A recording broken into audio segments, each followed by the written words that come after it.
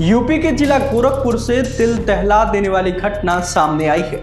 यहाँ चॉकलेट की लालच में मोहल्ले की आंटी के साथ बाजार जा रही दो बच्चियां ट्रेन हादसे का शिकार हो गई। हादसे में महिला और एक बच्ची की मौत हो गई, जबकि एक बच्ची की हालत गंभीर बनी हुई है, जिसका एक निजी अस्पताल में इलाज चल रहा है। दरअसल ये मामला गोरखनाथ ओवरब्रिज के नीचे दुर्गाबाड़ी क्रॉसिंग का है। गोरखनाथ थाना क्षेत्र के हुमायूंपुर उत्तरी यादव टोला की सविता यादव रविवार शाम दुर्गाबाड़ी मार्केट जा रही थी। उनके घर के ठीक सामने अमित कुमार यादव का घर है। अमित की 8 साल की बेटी शिया अपनी दोस्त मिट्टी के साथ घर के बाहर खेल रही थी। तभी सविता यादव ने शिया से बाजार चलने और चॉकलेट दिलाने की बात कही। ये सुनते ही मासूम शिया खुशी खुशी तैयार हो गई। साथ ही पड़ोस की रहने वाली कनक साहनी उर्फ मिट्टी भी साथ चलने की जिद करने लगी, जिसके बाद तीनों दुर्गाबाड़ी बाजार के लिए वहां से निकल गए। घर से करीब 500 मीटर दूर गोरखनाथ ओवरब्रिज निर्माण के चलते दुर्गाबाड़ी क्रॉसिंग बंद रहता है। लोग अक्सर क्रॉसिंग के नीचे से दुर्गाबाड़ी बाजार की ओर जाते हैं। जब तीनों वहां पर पहुंचे तो एक मालगाड़ी वहां से गुजर रही थी।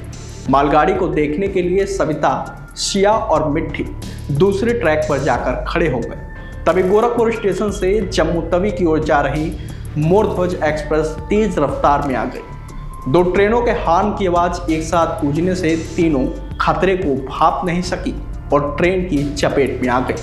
हादसे में सविता और शिया की मौके पर ही मौत हो गई, जबकि मिट्टी बुरी तरह से घायल हो गई। घटना की जानकारी होते ही मौके पर पहुंची जीआरपी और स्थानीय पुलिस तीनों को जिला अस्पताल ले गई, जहां डॉक्टरों ने सविता और शिया को मृत घोषित कर दिया। वहीं मिट्टी की हालत गंभीर बनी हुई है, जिसे सावित्री अस्पताल में भर्ती कराया गया है। बता दें कि एक ही मोहल्ले से सविता यादव और मासूम शिया की मौत से मातम पसरा हुआ है। सोमवार सुबह सविता यादव के घर के बाहर लोगों का तांता लगा हुआ है। पत्नी की मौत के बाद से ऑटो चालक पति हेमंत यादव बदहवास हो गए हैं। 6 साल का बेटा स्वास्थ्य मां को ढूंढते हुए हर आने जाने वाले से पूछ रहा है कि मम्मी कब आएंगी, लेकिन किसी के पास इस सवाल का जवाब नहीं है। बता दें कि सविता यादव की शादी 14 साल पहले हुई थी। परिवार की जिम्मेदारियों को संभालने वाली सविता मोहल्ले में मिलनसार स्वभाव के लिए जानी जाती थी।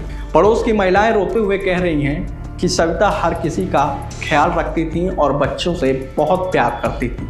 वहीं सविता यादव के घर के सामने शिया का घर भी गम में डूबा हुआ है। 8 साल की शिया घर का खिलौना और रौनक थी।